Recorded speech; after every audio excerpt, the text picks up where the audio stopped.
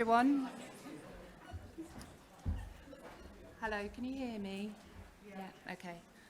Welcome to our session, Improving Transition, Hearing the Voice of Young People. As you can see today, we are joined by 3 young adults who are here to share their story. I will just run through some housekeeping. Apologies if we've already gone through that with you during conference. And welcome to anyone who is joining us online as well. We are recording this session. It will be available within 10 days on the new online platform, and details are enclosed within your brochure. We will call for questions at the close of our presentation today, and we will utilise Slido. I think we might have access to a roaming mic as well for any further questions outside of that. We will just run through the order of this morning. So, I'm Carrie James. I'm joined by my colleague Angela Horsley. We work for Hospice UK. We will hear from Hannah Hodgson, a young person who will share her story via video. We will also hear from colleagues at Solent NHS, which we will introduce as we go through the presentation. We're also joined by colleagues from Shooting Stars Hospice, and 2 young people, Sophie and Aiden, will also share their video. So it will be a combination of oral presentations and videos for you today. Thank you.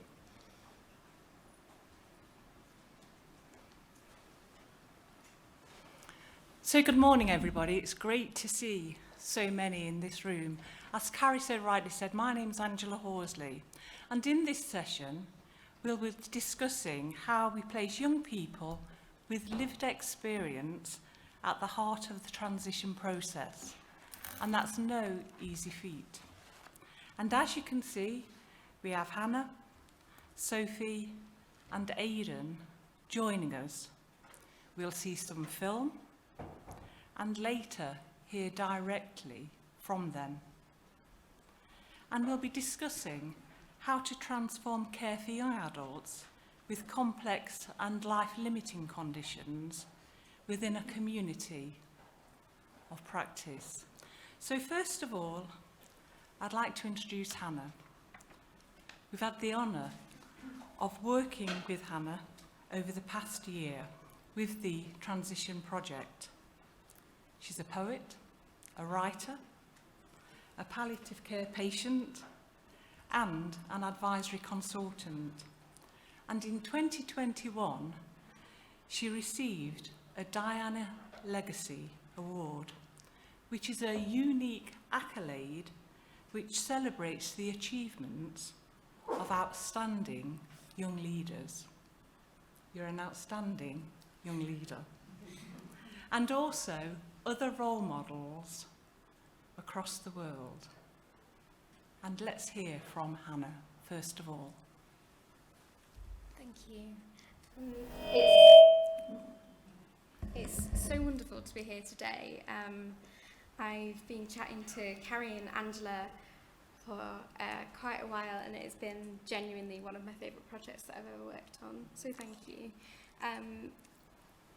Also, I just want to quickly say thank you to Susanna, to both Stuarts at Hospice UK, and to Anita for helping us on this project and supporting us. I need to also say one of my friends, Catherine, is in the film. She's an amazing human, and if you like writing, she runs very good workshops. She definitely didn't pay me to say that. And John, who edited this video, is exceptional, and we tried to get him to do business cards, but did he? No. So there'll be a slide with his contact info on. Just to quickly get us into kind of my film, many with complex illnesses in childhood don't qualify for continuing healthcare. It's a huge disparity. And once I became an adult, I then qualified, but they didn't see me as a young adult, they saw me as an adult. It took about 3 meetings to convince them that the £5 extra to make my drip stand pink was worth it, because it lives in my bedroom. And so both sides are kind of struggling with kind of young people, in my opinion, at the moment. And that's not a reflection on individuals, that is just the state of the NHS that we are in. But transition sparks the need, in my opinion, regardless of condition, to kind of talk about death. And we all know what those conversations are like. They're difficult, but even if like a condition isn't excessively life-limiting or terminal, I think it's important that we talk to young people about that, because I went into hospital for the first time as an adult during winter pressures, and I saw quite a few people die for the first time, and that was a really difficult experience. And where I was warned, like, your mum won't be able to come into appointments with you. Wrong, mum can come in with me. But it was that kind of practical, you're going to see some stuff and there isn't the resource yet, and recognition of that was really important to me.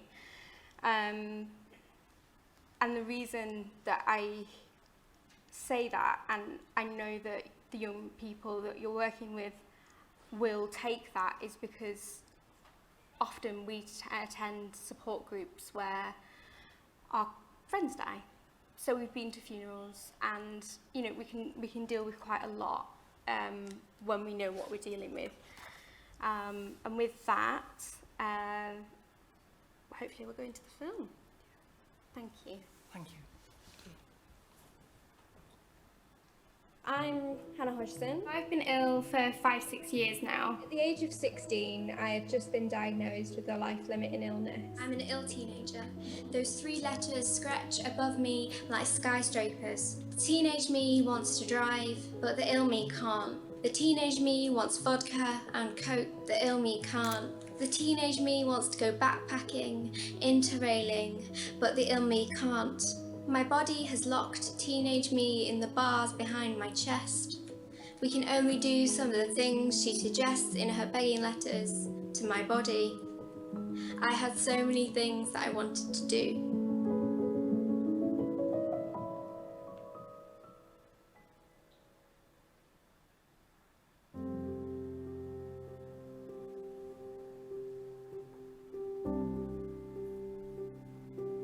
Transition was a very tricky time for me. I went from peds hospitals and hospice to the adult versions of them, and I turned 17 in a children's hospital, which meant overnight non-emergent surgery on over 16s wasn't allowed. Here came the first stumbling block. The children's hospital had a policy not to operate on over 16s, and the adults hospital had a policy not to operate on under 18s. It took 6 weeks of letters and meetings between the 2 hospitals before a children's surgeon finally caved and agreed to operate on me. That's 6 weeks of my life in which I could have been at home. I lost 6 weeks of my life to red tape, to funding policy, and to boardrooms. I didn't have a transition worker when I was moving hospitals, which was difficult. The first time that I was admitted to an adults hospital was when I just turned 18. It's hard, and you're around old people, and there's a lot more noises and fear on an adult ward. So I kind of went from having the frequent visitors from the hospital radio and entertainers, but there was nothing like that in the adults, and there was kind of no recognition of this is still a young person. I would suggest that we give young people transitioning television, for the simple reason it's so lonely.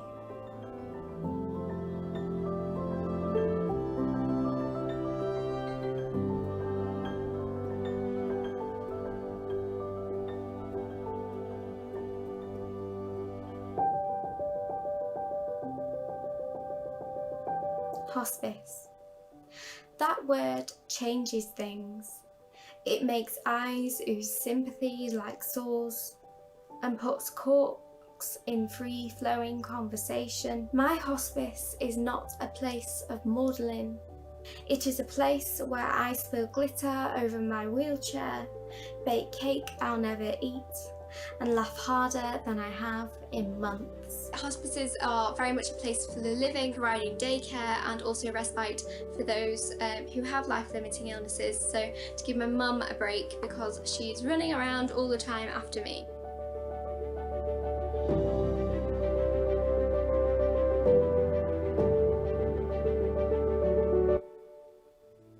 Mine and my mum's worlds fell apart really, because my mum and dad are in their early 50s.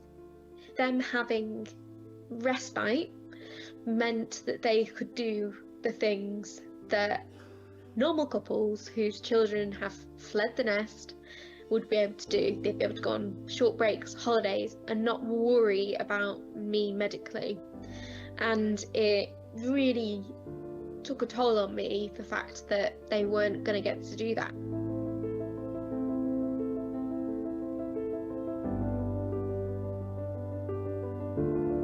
I arrived at the young adults hospice. There's a lot of things that we needed to try within my care that we couldn't do outside of a clinical setting.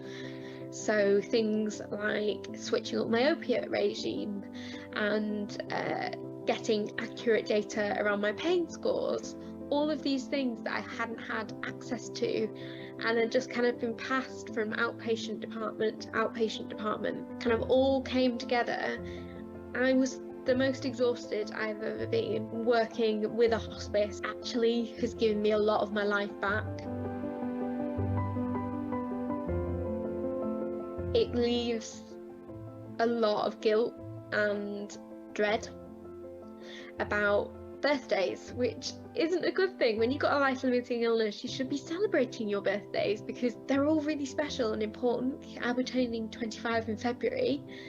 I'm not going to lie, I'm dreading it because it's one year nearer to losing just this huge plethora of resource and short respite breaks and medical care. How many versions of myself are falling through the cracks because they don't have certain illnesses? Cancer, you say it, everyone has an image of it.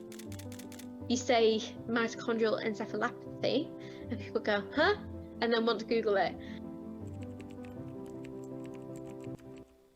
So I was talking about these kind of things with my friend Catherine, who is an oncology patient with a life-limiting diagnosis. The thing that chatting to Catherine made me realise was the health inequity that myself and others with rare diseases are living through.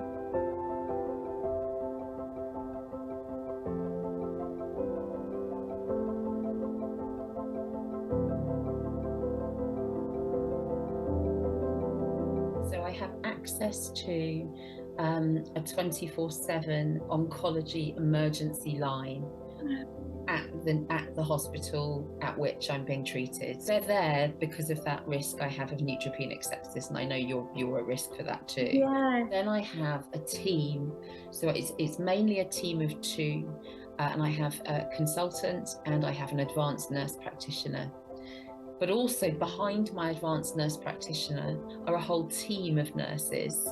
So Marianne is my person, but if I can't get hold of Marianne during working hours, office hours, so sort of 8 through till 5, there's always someone I can leave a message with and they will get back to me. I don't have that line I can ring, that person I can talk to go, this is happening, what should I do, where should I go? I don't have that one person, like Catherine said, who her breast cancer nurse has been with her since the start of her diagnosis. I haven't had that.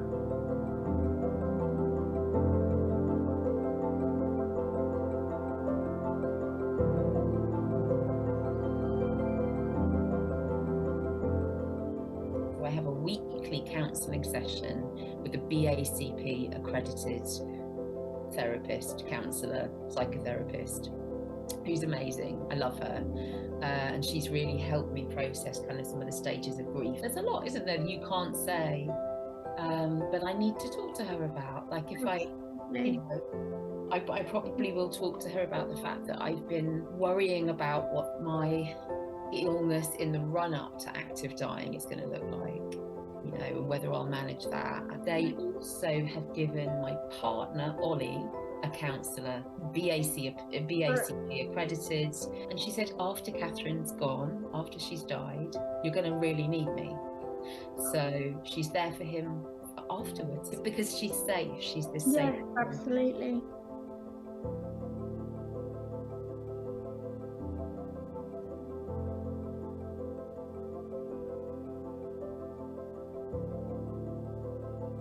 I don't want another generation of people with genetic life-limiting conditions to go through this, because it's wrong. It's fundamentally wrong that people with similar life expectancies get such different experiences of the NHS and of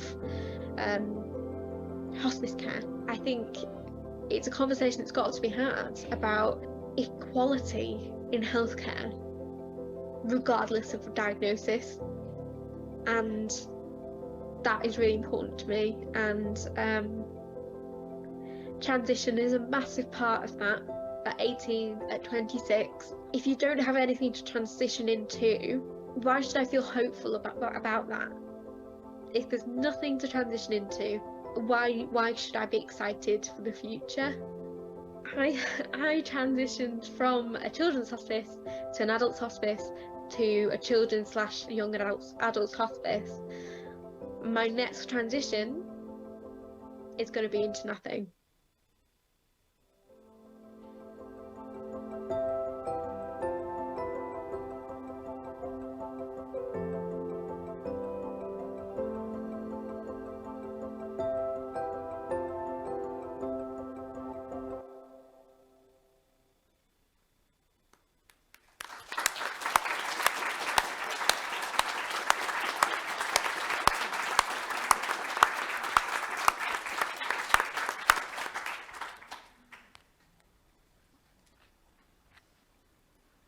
And this is John.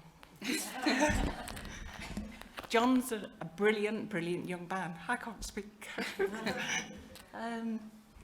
We worked together with John and Hannah to produce this video. And John has also, had a healthcare condition, so he understands it.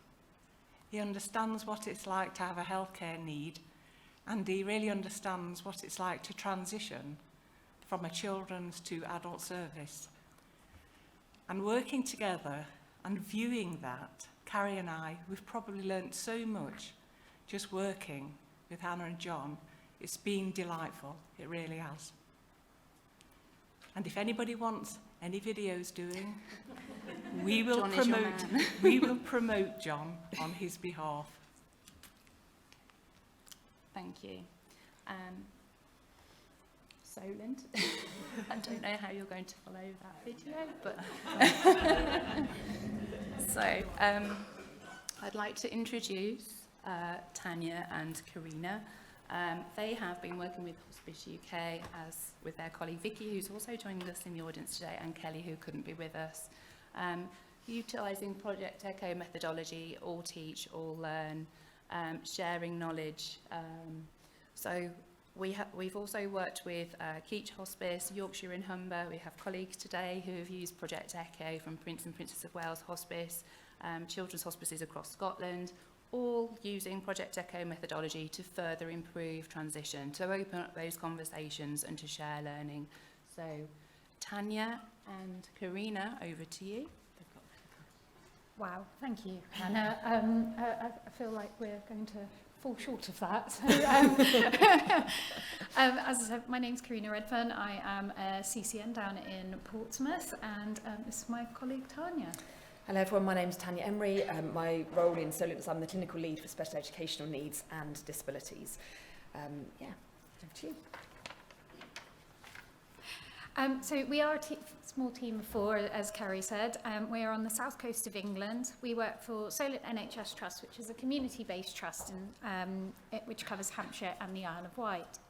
We have the overarching theme for our echo sessions to enable best practice in supporting the transition of young people with complex care needs to the adult services. We decided that to encompass the holistic nature of transition, that 2 echo sessions once a month would help facilitate this, one with a more medical focus and one with a therapies and educational focus, although participants are welcome to attend both. We have encouraged health, social care and educational professionals to join from across the south. Due to the widespreading nature of Hampshire and ensuring conversations in practice are not limited to specific areas. Therefore, we have attendees from Dorset, Sussex, London and Surrey, as this covers the area that young people use a wide range of services, and it also addresses the complexities of crossing counties. Using the ECHO model, we have been able to have expert speakers from around the country to discuss and highlight the holistic nature that is transition, reflecting on practices and discussing national projects. We've tried to be as creative as possible to hear the voice of children, young people and their families in our echo sessions. So we've looked at lots of different ways that we can do this to try and kind of bring the messaging alive in some of the ways that you've seen today. So we've been fortunate to be able to hear directly from some young people and from parents as well, who've been willing to come along to our sessions, talk to the professionals that are there and share their experiences of transitioning themselves from children's to adult services or supporting their children to do so. In addition to that direct kind of hearing from children and young people, we've also been working to sort of broaden the sources of that child, young person and parent voice. So we've used case studies from our own practice and the practice of other people on the calls and from practice of our colleagues who are willing to share case studies and examples of transition to adulthood practice that has worked, not worked, where things have gone well, where things could have been better, to try and kind of bring that to life for people. And so many of our professional speakers have also brought examples from their own practice and from their own research. So I think, there's sort of a golden thread that goes through those echo transition sessions of either hearing directly from people themselves who experience services or hearing their stories told through the experiences of others. We have, of course, been really grateful for any contribution to people. People are super busy and appreciate that people get asked a lot of times to contribute to things, but we are incredibly grateful for that direct contribution to our ECHO transition sessions, especially from the young people and from parent carers as well. And sort of what their accounts and their experiences of transition to adulthood, really teaches us.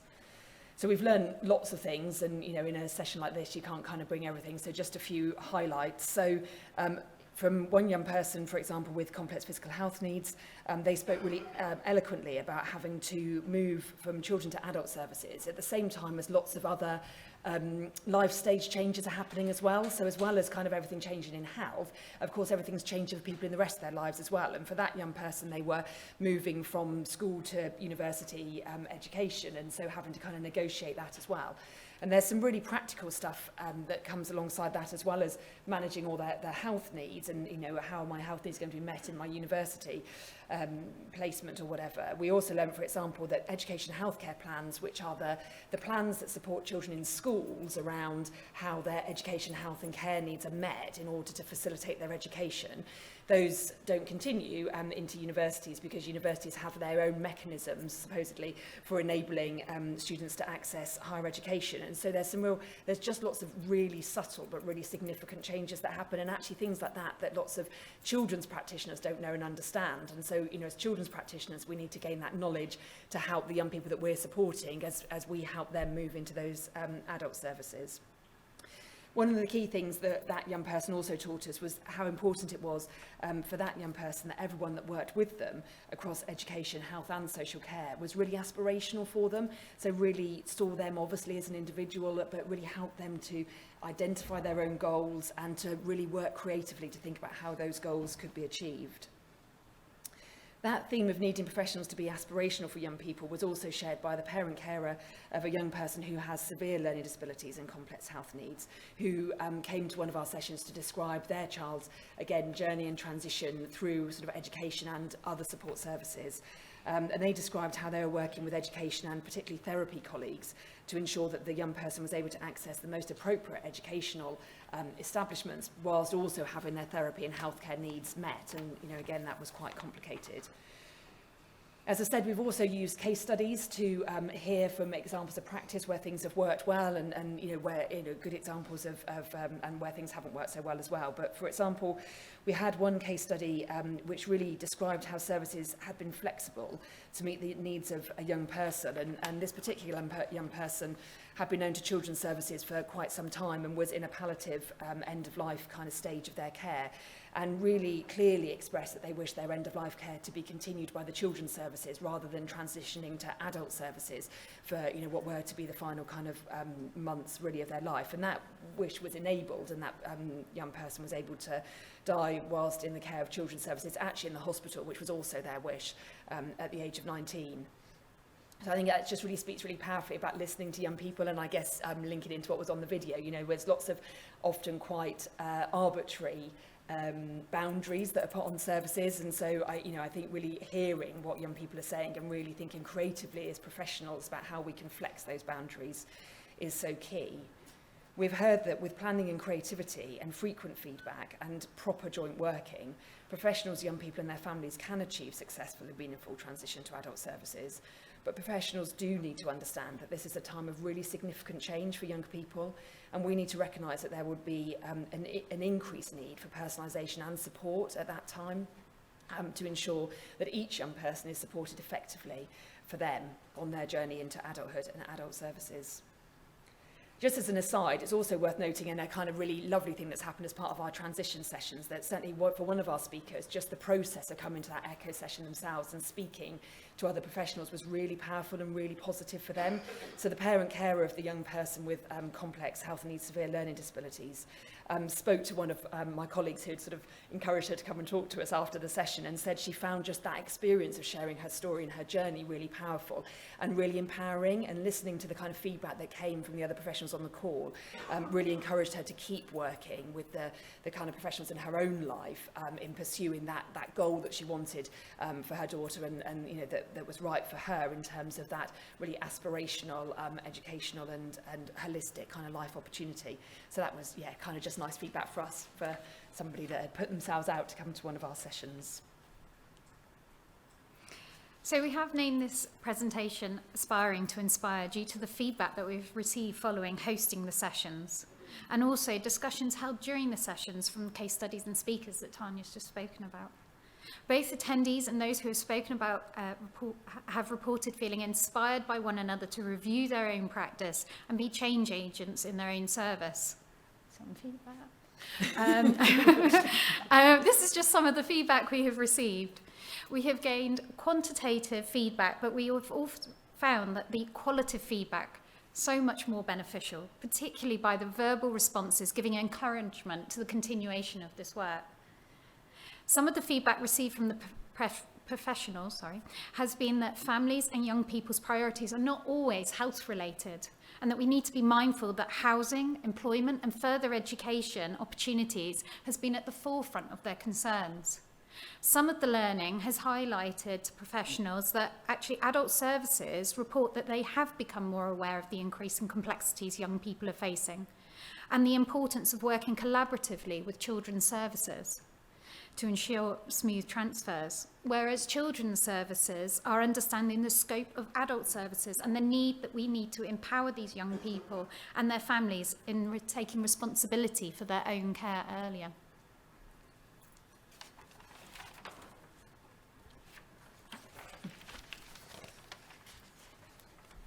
Oops, sorry, I turned over 2 pages. Hold on a minute. So we just wanted to speak briefly about kind of acknowledging that we do appreciate it's really quite difficult, you know, sometimes to really hear that voice of the young person and of the parents, and there's just lots of practical challenges, I guess, in the echo format and in the meetings that we've had, and we just wanted to acknowledge those. So the meetings are held during the working day. Obviously that better enables staff to attend the meetings. You know, these are professional meetings. The idea is it's about educating and training healthcare and social care and education staff as well. But obviously this can cause clashes with school, college and work commitments for children, young people and families, and we really recognise that. And you know, we need to continue to think creatively about that. And I guess the advantage of these sessions are online, they're Zoom or Teams sessions. So, you know, we have been able to utilise, you know, some of these sort of, you know, video recordings and other methods that, you know, we can hear directly from young people, but maybe not live. The ECHO meeting, as I say, is a virtual meeting, so it can be attended from anywhere between 6 or 20 people or upwards. There isn't really a limit. So on the one hand, you know, that does make it easier perhaps for people to attend. You know, people haven't got to travel, parent carers, young people haven't got to physically travel to a location to meet. So obviously that is hopefully easier for people. But of course, sometimes that can also make those meetings feel quite impersonal, and you know, it's very difficult to sometimes build a rapport with people across the screen. The Solent transition meetings are relatively new, so this was a 3-year project that should have started in 2020, but something else got in the way for the NHS for a couple of years. So the project that was meant to start in 2020, practically, we didn't really get off the ground until this year. So rather than having 3 years of these ECHO transition to adulthood meetings, we've only really had a year. The national and international kind of ECHO research says it takes sort of somewhere between a year and 3 years to really build a proper community of practice, for people to really feel like they're in a community of friends rather than kind of random people that are turning up every time. So I think we're just beginning to get into our stride in the last sort of couple of months of feeling like we're actually beginning to see the same faces back. Some of that kind of barriers are coming down and people are feeling more comfortable to talk. So, you know, that potentially has been a bit of a barrier, perhaps not so much for parent carers or young people to attend, but certainly I think for some of the professionals on the call, some of that, you know, how vulnerable do you make yourself about your own practice when you're not feeling held by the people that are on the call, has been a bit, just a bit of a journey. But as I say, I think we are getting there, which is really exciting. I think, of course, the other thing is that when we started this in 2019, you know, Zoom and Teams were new. Nobody knew of it. It was all terribly exciting, and, you know, we were quite keen to get it started. Obviously, in 2022, everybody's a little bit bored of Zoom meetings and team meetings. And so I think one of the other challenges in terms of keeping this live and fresh is getting that engagement. Again, I don't know, you know, colleagues in the room, but for some people, you know, people are very used to back-to-back Teams meetings, Zoom calls. People are very used to not having their camera on, perhaps doing other stuff at the same time. And so I think, you know, one of the things we're really working on is, again, creating that kind of community so that it feels like a safe space where people can share, you know, quite tricky information and feel held and supported, and we can all support each other in our practice as well. So I'd very much say team learning has been project management. I think we can all agree it's been quite the learning curve as to running this project, and has definitely been an opportunity to develop one's skills, particularly in IT.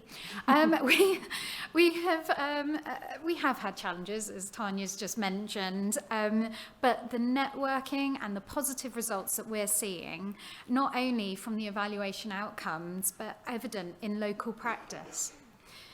Due to the redeployment, as we touched upon, and COVID having an impact on our ability to run the sessions, we feel that we're at the beginning of our journey rather than the end. Our passion for great care in the community to be reflected in all domains of health and social care and reduce inequalities in transition. So, reviewing some of our next steps, we want to widen our network and support with children and young people and family community through peer support, to continue developing our network and work as a trust to uphold policy and benchmarks of a successful transition, and to share what successful transition actually means, essentially leading to the overall improvement of the experiences of transition and be able to quantify it. That's it. That's us. That's us.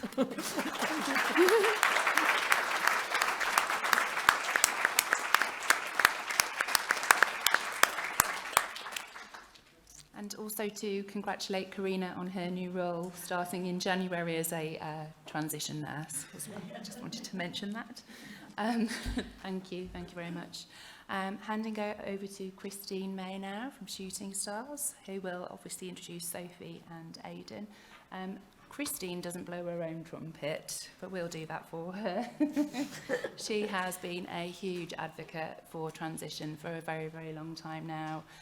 chaired national meetings, tried to bring colleagues together to make vast improvements in transition, and she's going to share some of the best practice that she's managed to achieve at Shooting Stars Hospice as well. Thank you, Carrie. Can everyone hear me at the back, please? Yep, excellent, thank you. So, first of all, before we even start, can I have a show of hands? Who believes that transition needs to improve for young people? Great, we're on the same page. Excellent. Okay, so hopefully my message will hit home for you, because actually the skills are in this room.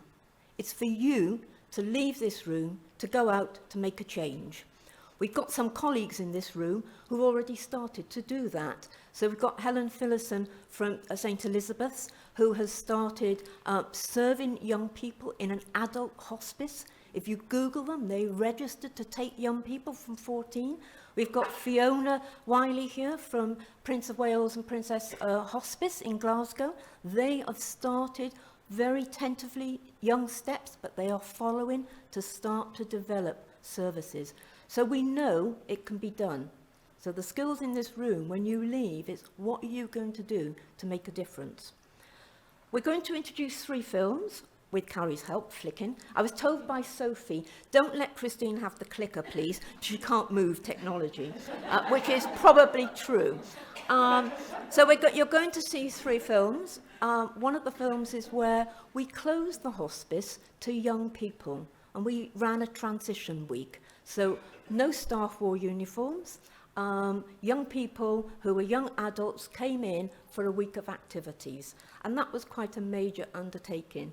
You'll see a film from a parent and her experience, and then you'll see both Sophie and Aiden who've instructed me then not to introduce themselves yet again, because they introduce themselves on the film.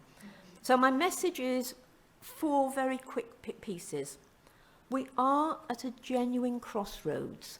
We know that health service and social care are not fit for purpose. That's a national agreement everywhere. So we have a chance to be at the table, which we've not previously been for. We have the All England End-of-Life Care Board mentioning transition for the first time. We have the NHS Long-Term Plan mentioning transition and committing to developing services for young people. So we've got a real opportunity here.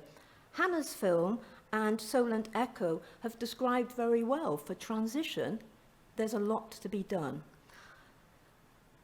Surprisingly, I'm not asking for more, because actually the health service and social care have given transition nothing. So we're at the starting point here. We want to be at the table. We want to ask to develop services for young people. So Hannah's experience, transition's experience, Solent's experience is different, and that people start to feel part of and feel part of the community. You'll hear from a lady called Sumi, who happened to be the first speaker at Solent when we started earlier this year. And she is simply saying, I want services that I deserve and I need. Profoundly disabled young lady. You will hear from her. So what we want is for adult services and children's services, but most importantly commissioners, to work together to start to develop what is possible. We are small in number, we've got to recognise that, but we're also very, very costly for the health service and for social services. But there is room for us. There is certainly money out there in digital social services. £150 million has been given for a project to bring integration through digital format together. And this is really important. Most of you in the room looking around, you've been around a while, so you will know your care plans, your continuing care plans, your EHCP plans. You all want your logos on it. You all want your own stamp. And so when a young person goes into hospital, like Hannah was explaining, the hospital can't access social services emails. They can't get the data. there's no sharing of data, and it is a nightmare. A very real example this week, a safeguarding case at our hospice, a young person in transition, quite serious safeguarding. The safeguarding social services team did not know that there had been placed an injunction because it has happened in the children's service, and even within social services there was no sharing of information. When that person went into hospital, they had no details of the shared care plans or the HCPs or the advanced care plans, because between community and hospital they're not shared. This is a nonsense. You've got to speak up, and we've got to start changing that. So I think there's a real opportunity. Angela and Carrie, who co-chair the transition meetings, and I would encourage all of you to join those national meetings. They're held quarterly. We're calling for change. We're calling for action. You will see in the film why that is happening. Carrie, if you would click, please.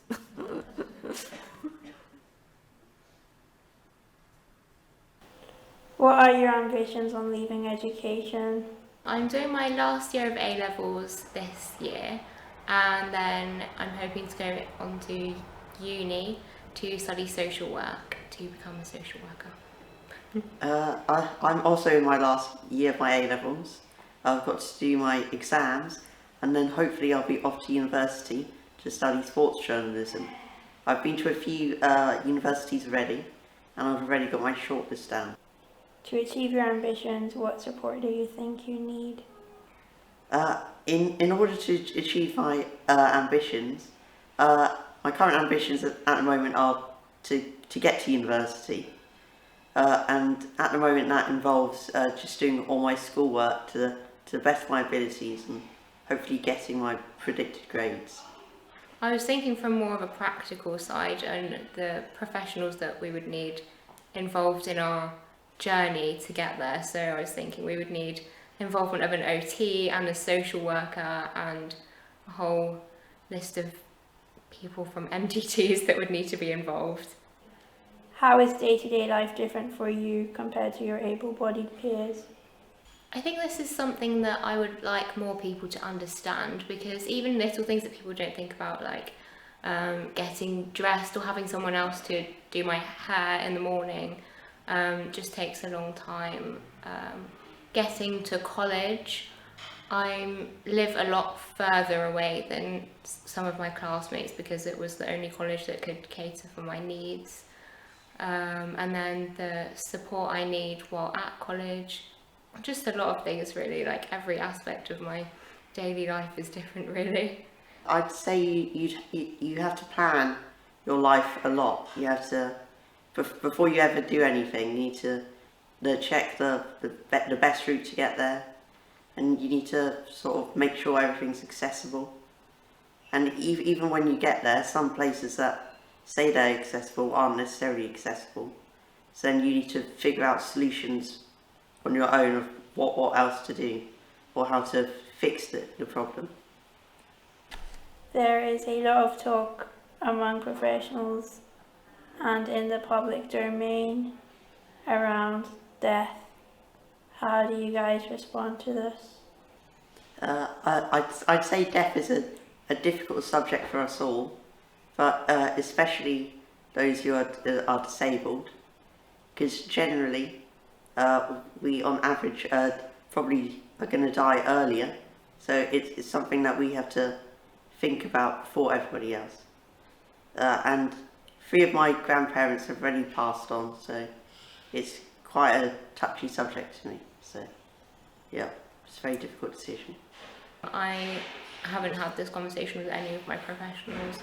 I think, yeah, they don't want to offend me or say something wrong, or maybe just wonder if I actually know myself. Yeah. I'd say it's sort of important, but all lives matter at the end of the day. It's probably easier to talk to professionals because they might not know you as well, so you can just say what you think and you don't really care how they respond or what they say. What does the word hospice mean to you? they've provided me with so much support and help throughout all like different parts of my life. So I guess I would say support would be the main thing. I'd say the word hospice, it isn't one that brings positive stuff to mind, but there are many hospices out there that do amazing things. So I'd say people shouldn't judge hospices until they've actually seen one and experienced the staff that work there, what the building looks like and stuff like that. Just have a look. I guess my main worry is that I'm not sure what support is going to be out there for me after I've left uni and I'm going to be looking at living by myself. It's just quite uncertain about what there is available to me. How do you feel families of young people who are not as cognitive and they're not able to make decisions themselves would feel about losing support from the hospice and next steps when they turn 21? I'd say that those families are probably quite worried about maybe the extra strains it might put on them and the family. But I'd assume they'd try their best to do whatever they can. So I think it is a bit unfair sometimes, losing certain things, but it's the way of life. I guess I'd imagine they'd feel quite lost and maybe unsure of where to turn for help when they're not sure what to do.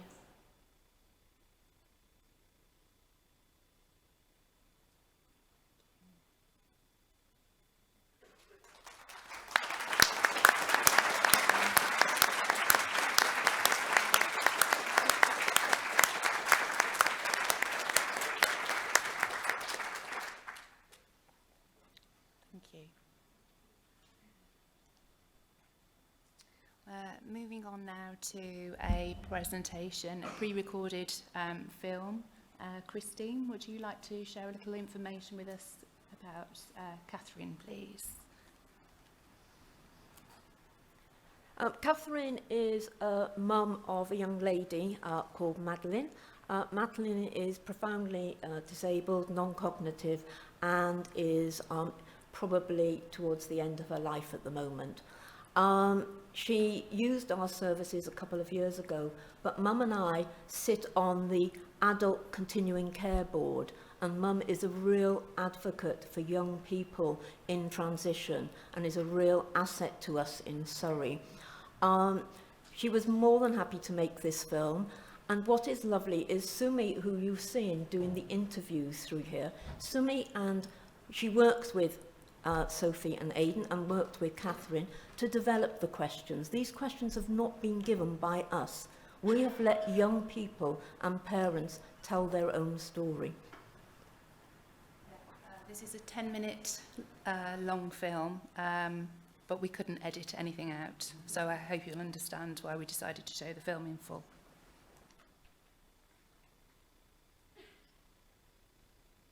So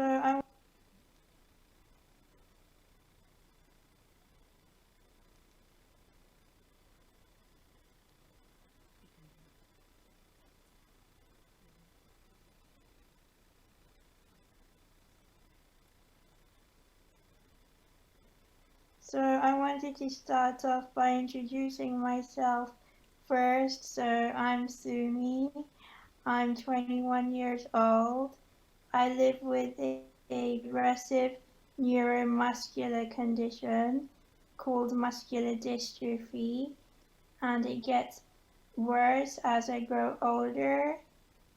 It limits me physically, but it doesn't limit me mentally. So I'm still able to do things and have the right people around me who can support me physically. And I am a student. I am in my second year at university. and I aspire to become a film producer one day. Fabulous, Sumi. That's very inspiring. Well, thank you very much for inviting me to help you today. I'm Catherine, and I look after my daughter, Madeline, who is 23 in a few weeks' time. Yeah, she has something called Aicardi syndrome, very rare, very similar to yours as well. She needs 24-hour care, and she lives with me at home, and we have carers helping us.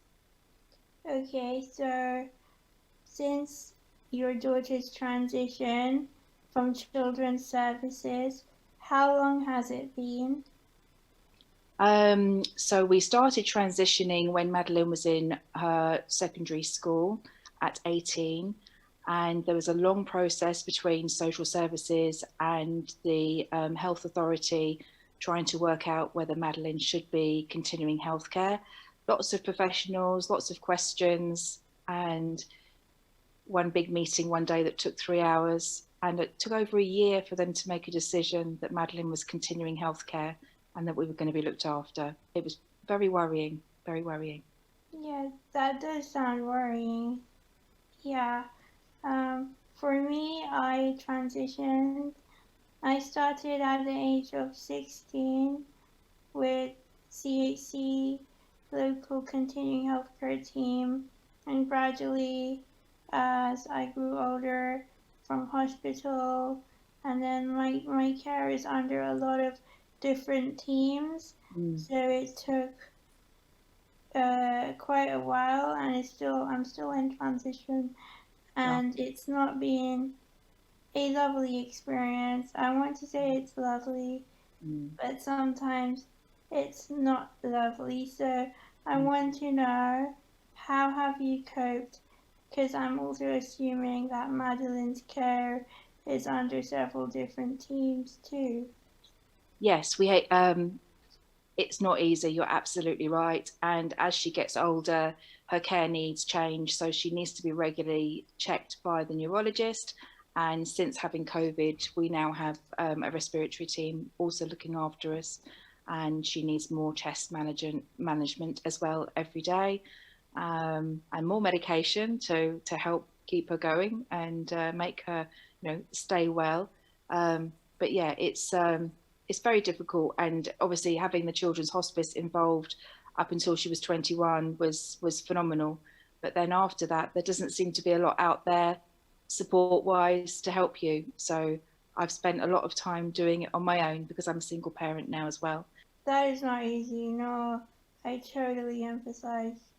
And it's not fair that you don't get given the right care, or that, it's not being taken seriously, because I know, because I also went to Shooting Star when I was young, and they helped me a lot. So tell me a little about how your transition from children's hospices has been. We had help from Shooting Star children's hospices from when Madeline was 3 up until when she was 21. And in fact, we stayed a little bit longer because Madeline was poorly. So they very kindly helped us a little bit more after that. And then I think from after that, it was about 2 years without any help at all because there was no adult services available.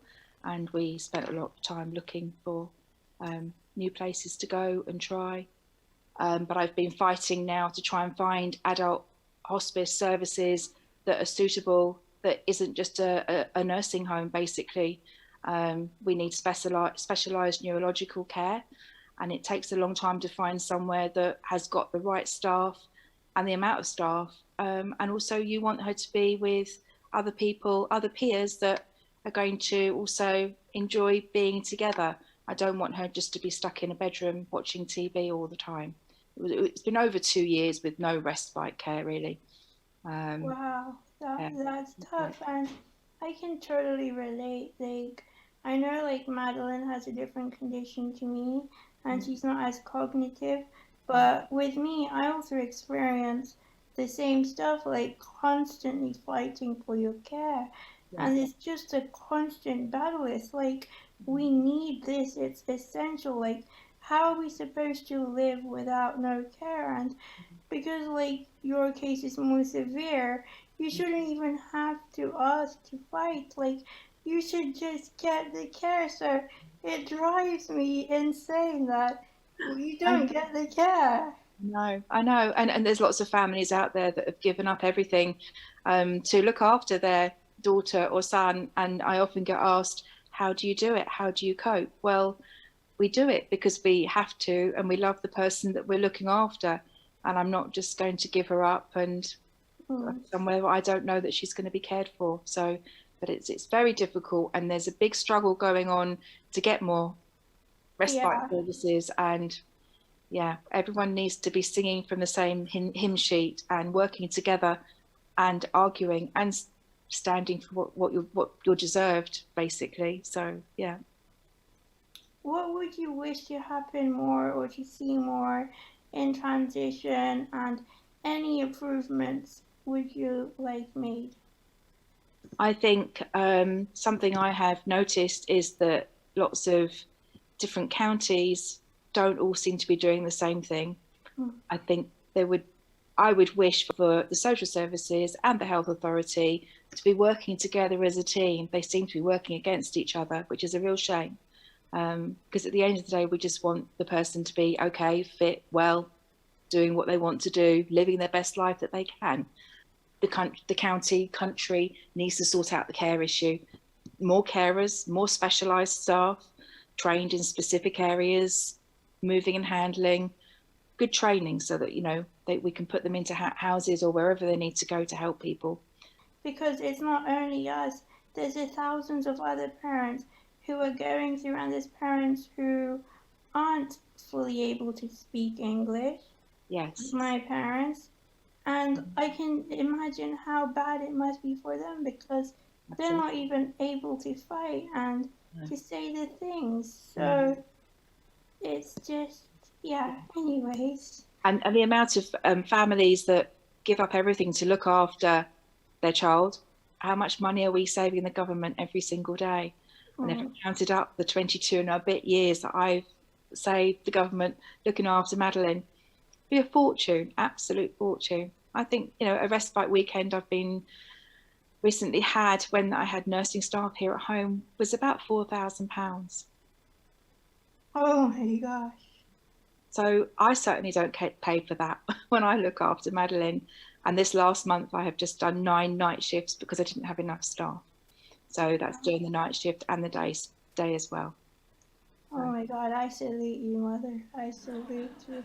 But we carry on, and I salute all the parents and carers, foster parents who are helping everybody out there, and everyone who is disabled for trying to carry on, and you for fighting and going to university because you are inspiring others. And just by doing this interview now, I think you're amazing, Sumi. Thank you so much.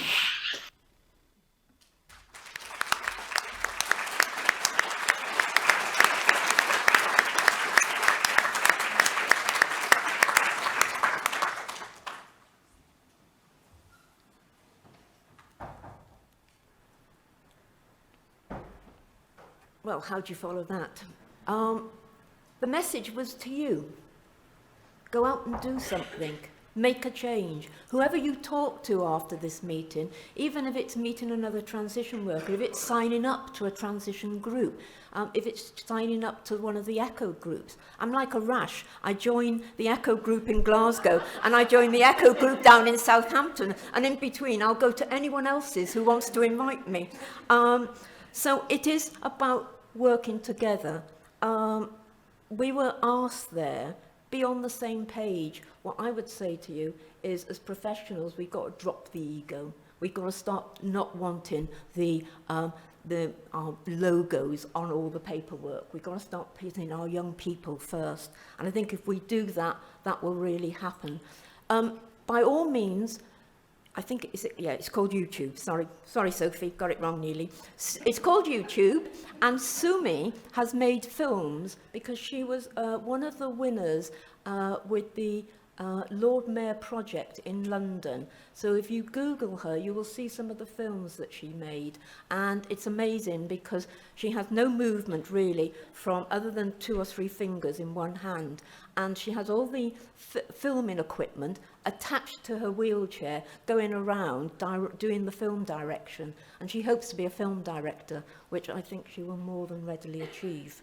I think the next film we're going to see is When We Shut the Hospice to Everyone. Please go away. This is for young people doing the things that they want to do. And you will see, they set the scene.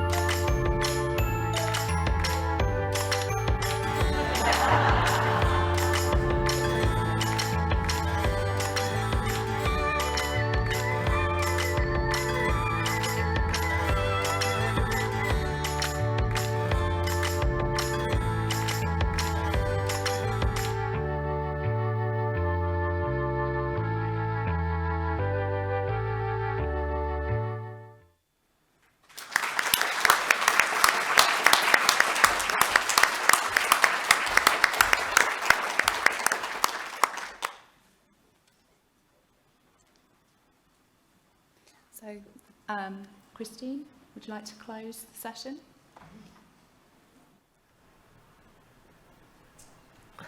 I think it's a very warm thank you, first to you, Carrie and Angela, for organising all of this, for us to come together, for all of you being present here, and particularly to Hannah and to Solent, and to Sophie and to Aiden. Sophie and Aiden, I know that the film introduced you, but is there anything that you want to add around what you've seen? Has it portrayed correctly what you think of transition? I think so, very short. We didn't really have much time to film it. Yeah, I think it went. What do you think of the film that you've done around transition? I think it was a pretty good film. I would agree. Not quite as good as Hannah's, maybe. I think now we're going to answer some questions. Yes. So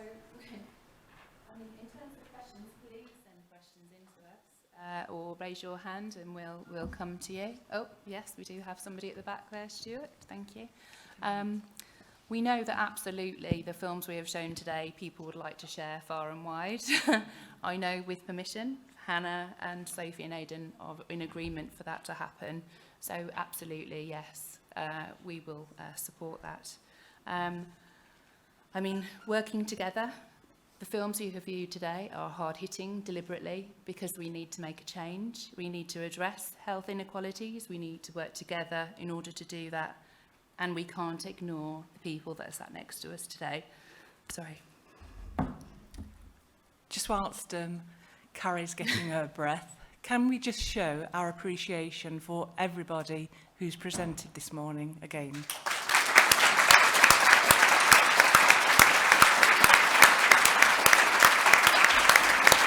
I think we'll stand up.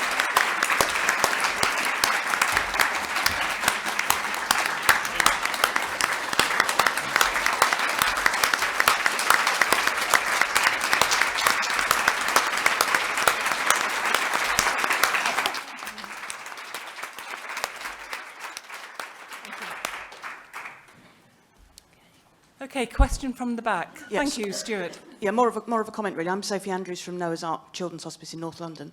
I think a really powerful presentation, brilliant to hear from everybody. And I think, you know, at Noah's Ark, from our own personal experience, and I'm sure every children's hospice has got transition right in the centre of their strategy, because all of us are, you know, this is what we're experiencing every day. But in terms of what we've managed to achieve, we've recently received some NHS funding for a transition worker post who will work in our children's hospice also 2 days a week in the 2 adult hospices. So that's, I think we're trying to approach this from 2 angles, have a transition worker that works with honorary contracts in the adult hospices for the young people that can transition to adult services.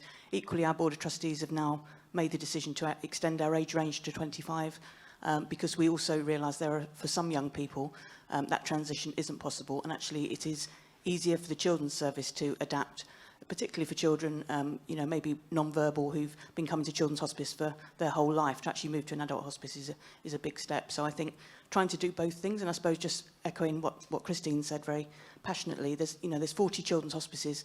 If as an action from today, everyone who works in adult hospice could reach out to their local children's hospice and start a conversation, I think that would move this forward. Thank you. Thank you. Any other questions from the floor before we go to Slido? Thank you, Stuart. Hi there. So we aren't in a hospice environment. We're actually in a hospital environment working with adults and young adults with haematological disorders. And I thought it was really interesting because actually what Hannah was saying about the difference in the way that people with cancer are treated in comparison to others. So we have a teenage cancer unit that looks after our patients. But then we also have patients that have sickle cell disease that's really, really life-limiting that are cared for on the adult unit. And it's very, very different. It's a very different level of care.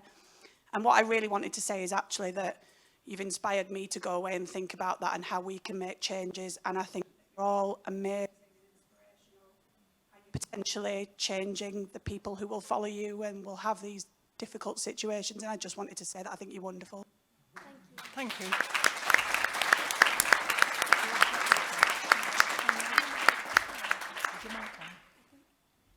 I think it is a tricky situation that we're navigating, and possibly, I think, like I was saying, when I was in the children's hospital, they were like, your mum can't go in with you.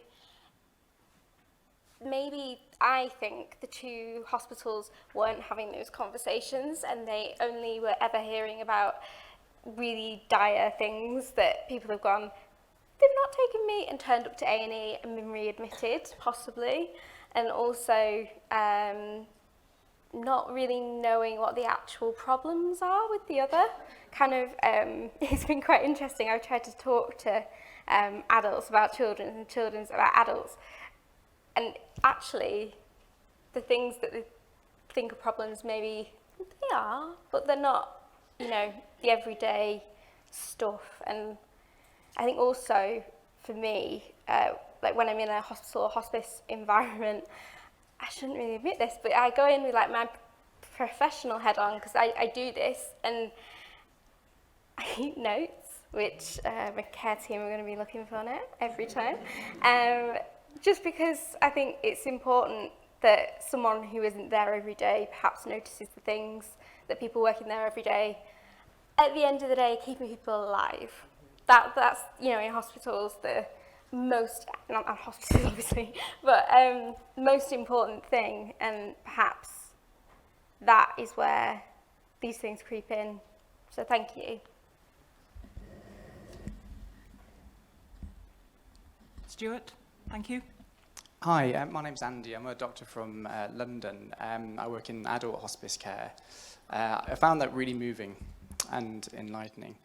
My question is, for us in hospice care, the prospect of looking after people with your conditions would be quite daunting because we know next to nothing about it, and I think our skill set would be so ill-matched to what you would need. Do you have a sense about how you would bridge that gap between transitioning from children's services to adult services so that we would have the skills to look after you properly? We've got a great example here, just sitting on the front row. So I'm going to introduce a colleague, Dr. Fiona Laidlaw from Prince and Princess of Wales, who will tell you what they've done. Fiona, do you want to use the mic? So thank you. It's a really interesting question, actually. We have really had to challenge our medical team in terms of thinking differently about young adults with life-limiting conditions. The majority of our young adults have complex neurodisabilities or neuromuscular conditions. And actually what we find is that the symptoms that they present with are exactly the same symptoms that our adult populations with cancer or life-limiting conditions present with. Yes, there's a little bit more reading. Yes, there's a little bit more understanding, but actually talking to the young adults and their parents teaches us a whole lot about their condition. And really, it's just about going with them on the journey as they come to the adult hospice. And so we've really had to encourage the medics to think a little bit differently about this group and say, listen, you can look after these symptoms in other adults, you can look after these young adults too. So I'd encourage you not to think them as any different to the patients that you're already seeing. They might like different music, they might like different foods, but actually, they're just young adults.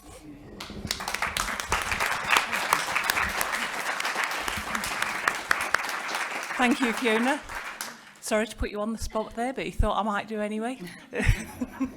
Yeah, from an adult hospice perspective as well, if you want to encourage young people to use your service, having access to a TV, the games that they like, think outside the box in terms of activities, make sure you've got good access to Wi-Fi so they can continue to lead the lives that they would with the support that they've got from your sector as well. One of the questions through on Slido for our young people here, what worries young people about adult hospice, and can adult hospices make a nicer environment for you? So we've touched upon that, but is there anything else that would make that more inviting for you? Adult hospice. I think it's important to have conversations, I'd say. So you need loads of people all talking together and coming up with solutions and things like that. I'd say is important. And did you find the tour of the adult hospice helpful as well in making decisions about whether or not that might be something you might want to pursue in the future? Yeah, I thought it was quite helpful just seeing what hospices look like in different age ranges. Yeah, so yeah. I'm going to disagree with that because we got there and I was like, oh my god, there's loads of like elderly people. I'm not going to live this long. You need to be over 65 to get in there. Like, that's not going to happen. So I was just, I guess, after I leave uni and I'm going to be, it's such a struggle finding carers. I'm not going to have anywhere to go because all of the local respite places for, I guess, young adults in our area, they all have such strict criteria on getting in. So there's just nothing really, it's just this big abyss that no one really knows how to fit you into, I guess. Yeah, absolutely. I think 18 to 55 is the biggest thing, because once you're 55, all the nursing homes in my area, my CCG went round and asked every single one, and not a single one would take one under 55, even if they had a similar disease. So it's thinking young people can be ill, and it's a hard talk, but you're the right crowd. So and there's a lot of rare diseases, and thankfully people like ourselves are living longer. So it's a testament to the work that's been done within the NHS and research, but it makes you question provision as it stands. I don't really fancy going to the day hospice and playing dominoes.